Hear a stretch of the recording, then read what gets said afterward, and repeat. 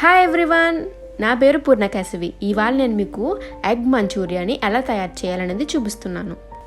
చూస్తుంటేనే నోరు ఊరిపోతున్నట్టుంది కదండి.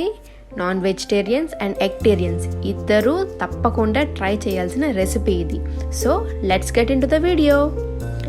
5 ఎగ్స్ తీసుకొని బ్రేక్ చేసి ఒక బౌల్లోకి వేసుకోవాలి.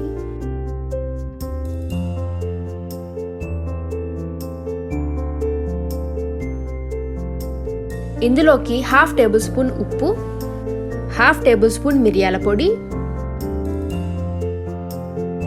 1/2 టేబుల్ స్పూన్ పసుపు వేసుకొని బాగా కలుపుకోవాలి.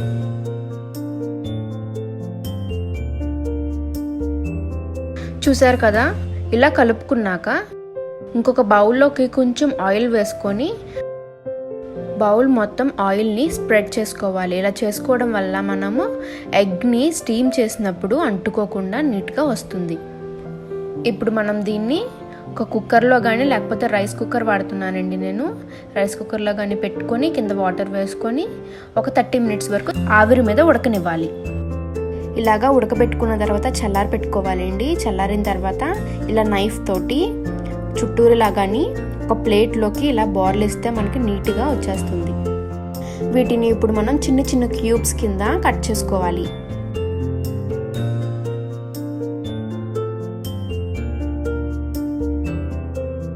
ఇంకొక బౌల్లోకి 2 స్పూన్స్ మైదా, 2 స్పూన్స్ బియ్యపిండి, 2 స్పూన్స్ కార్న్ఫ్లవర్ని యాడ్ చేసుకోవాలి.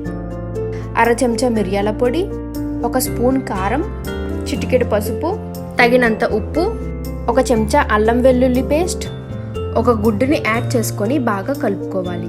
టోటల్గా ఈ రెసిపీలోని 6 గుడ్లు వాడాను.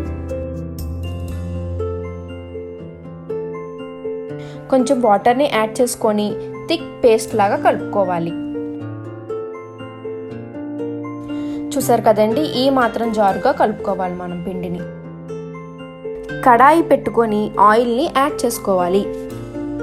ముందుగా మనం ఉడకపెట్టుకున్న ఈ గుడ్డు ముక్కల్ని పిండిలోకి వేసుకొని ఈ పిండిలో బాగా కోట్ చేసుకోవాలన్నమాట. అంటే ఇప్పుడు మిరపకాయ బజ్జీలకి పైన ఎంత బాగా కోట్ చేసుకుంటాం శనగపిండితో, అలా బాగా కోట్ చేసుకొని వేడెక్కిన తర్వాత ఆయిల్లోకి వేసుకోవాలి.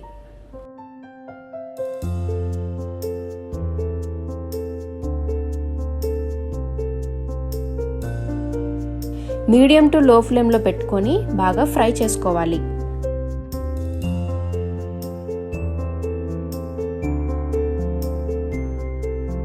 చూసారు కదా, ఇలా గోల్డెన్ బ్రౌన్లోకి వచ్చేంత వరకు ఫ్రై చేసుకొని ఒక టిష్యూ ఉన్న ప్లేట్లోకి తీసుకోవాలి.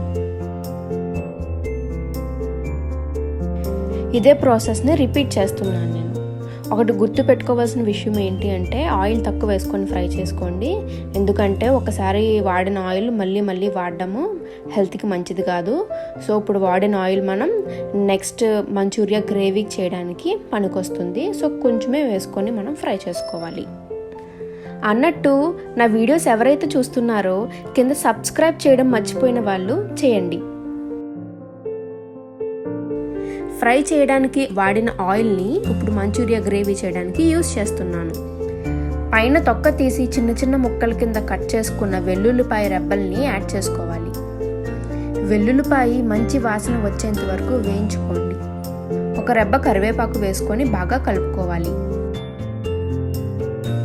2 పొడుగ్గా చీల్చిన పచ్చిమిరపకాయలు, 1 మీడియం సైజ్ ఉల్లిపాయ అండ్ 1 క్యాప్సికమ్ని యాడ్ చేసుకోవాలి.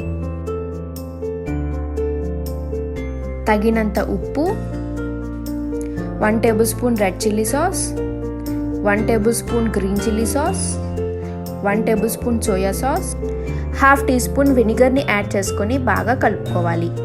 రెడ్ అండ్ గ్రీన్ చిల్లీ సాస్లో ఏదొకటి వేసుకోవచ్చు. 2 లేకపోతే టమాటా సాస్ అయినా వేసుకోండి.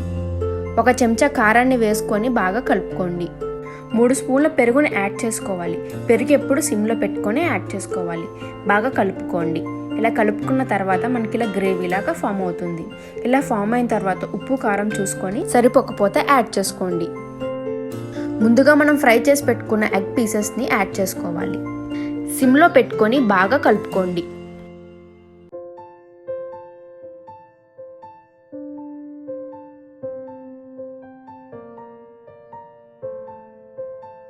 స్టవ్ ఆఫ్ చేసి కొత్తిమీరతో గార్నిష్ చేసుకొని సర్వింగ్ బౌల్లోకి సర్వ్ చేసుకోవడమే, అంతే. చూసారు కదా, నేను చెప్పినట్టు మీరు ట్రై చేస్తే పర్ఫెక్ట్ ఎగ్ మంచూరియా అనేది రెడీ అయిపోతుంది. ఎగ్ని ఇష్టపడే వాళ్ళు ఇది ఇంకా ఇష్టంగా తింటారు, ఎస్పెషల్లీ పిల్లలు. మీరు కూడా తప్పకుండా ఈ రెసిపీని ట్రై చేసి చూడండి. టేస్ట్ ఎలా ఉంది అనేది కింద కమెంట్ సెక్షన్లో కమెంట్ చేయండి. తప్పకుండా ఇంకొక నెక్స్ట్ వీడియోలో కలుద్దాం. అంతవరకు నమస్తే.